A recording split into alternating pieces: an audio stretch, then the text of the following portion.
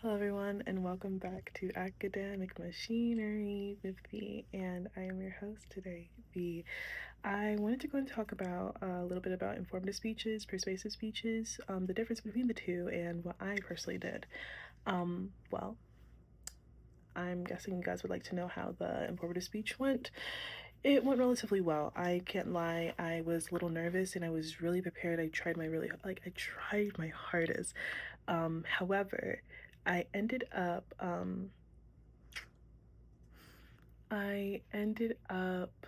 doing more so of a persuasive speech, and I realized this a little too late at that point. Like, I realized this afterwards, but it was still a good speech because, got the high grade. But let's go and talk about this difference between like persuasive and informative. Now, informative speeches are just, I'm supposed to teach you something. A good example is what my um classmate did the other day. She ended up going into art composition, anatomy, how to go and do proper proportions, and how to basically draw anything. And I was looking at him like, okay, I'm leaving this knowing something new. She didn't tell me to do anything. She just said, hey, this is information that you can have if you would like it, but I'm not telling you to do anything. Now, my speech very much was trying to call an action because my speech was about, I did change my speech topic, by the way. I changed it to the rise of trauma porn and how we don't really need to see something like traumatizing in order to go and like care about it. So the persuasive speech was more so of a, hey, you shouldn't do this. Stop reposting. Stop giving like posts like this.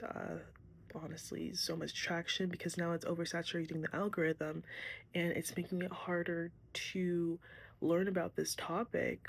If you want to give sources that were actually like beneficial, then that's another thing. But I don't see how seeing another person dying, or being beaten heavily is a good use of the algorithm if you don't have any sources to go and help that person. Now, by the end of it, I was telling people to email the representatives. I was telling people to read articles all the way through. Don't just read the title. I was giving a call to action. Like, ultimately, I was giving a call to action. And I would say I did a relatively good job, like hitting the points of persuasion, which are ethos, pathos, logos. I was relatively logical. I wouldn't explain the psychological issue behind it on, well, the psychological reasons why it's not beneficial for another person to really go and see so much harm being done to another person, because it's going to cause a sense of desensitization. And this was something backed by psychological resources. Logics, boom, done.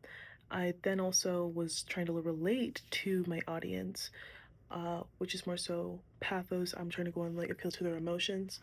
I was trying to relate to my audience how I could, and tried to go and give a, hey guys, I've been there as well. Like, I have like reposted, but that doesn't mean like we need to keep doing this. Like, I know better. I know that it doesn't actually help anything, besides heighten the sense of hopelessness that we all relatively feel when it comes to seeing such heinous actions being done to another person. And then ethics. Ethically, it's messed up. We can understand why and how. And I ended up choosing something relatively different from that for my genuine persuasive speech, because I didn't even mean to, but I submitted a persuasive speech the first time, and well, I did good. That's wasn't the point, clearly. Um, yeah, no, I chose my persuasive speech topic on something that I'm very knowledgeable about and something I'm passionate about, which is fashion. I love, love, love fashion, and I made the speech topic more so about how fast fashion is oversaturating and overall like enforcing overconsumption in the fashion community, and it's just not, it's not sustainable, it's not even good, and it's also kind of expensive nowadays depending on which fast fashion site you're on, whether that be Shan or Urban Outfitters, because Urban Outfitters is genuinely fast fashion.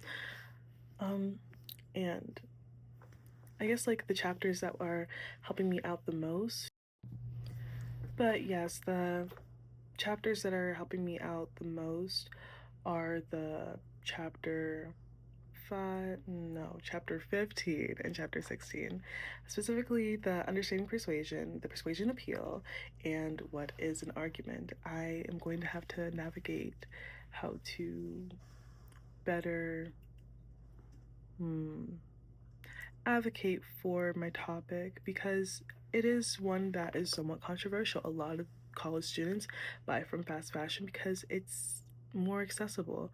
However, a lot of the college students I am talking to are DC residents at the moment, meaning that there are thrift stores everywhere and that they can automatically just go into there to go and get the things that they would like.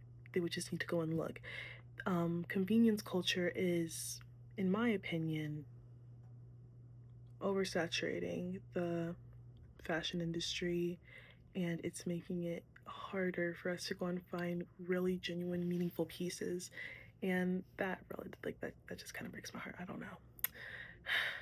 Anyways, well, I feel a little, I feel excited to get it out the way, but I feel excited to get the persuasive speech out the way because it's such a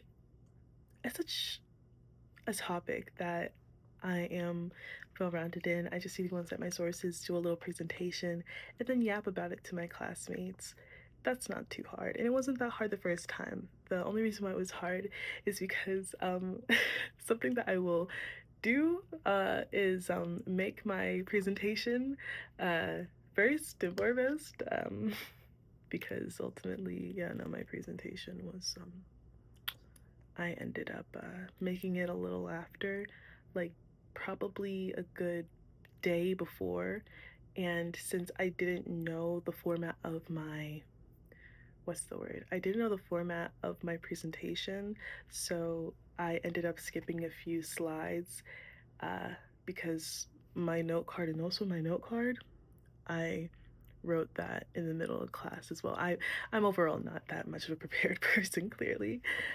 So I will be more prepared this time around. And yeah, no, I'm relatively excited to get this out the way and to talk to my classmates about this topic and also talk to them more just like in a podcast setting because we will be doing a group, maybe a group podcast together. I'm very excited for that. I've never been to a setting that would do that, or I never really been in a podcast to begin with, so I'm relatively excited. Someone said it was like a Socratic seminar. I don't know. We're still waiting for our professor to get back to us, telling us whether or not we are good to go on that part, but I'm fingers crossed that we do a group podcast instead of just doing it live because I'm the only one without a group person, like partner. So it's just gonna be me like talking again. It's just gonna be another not a persuasive speech. It's just gonna be another speech, basically, because I don't really have anybody else to talk to. But yeah, fingers crossed that it's a group project. Well, group podcast with everybody in like class talking to each other. I think that'd be really wonderful. I think that'd be really sweet. A nice way to go and end the semester. So yeah, once again, thank you so much for listening to Academic Machinery with V. This has been your host, V. You guys have a great rest of your day. Thank you so much for going and listening to us as much as you have. And yeah, get ready for the season finale on Wednesday. Bye.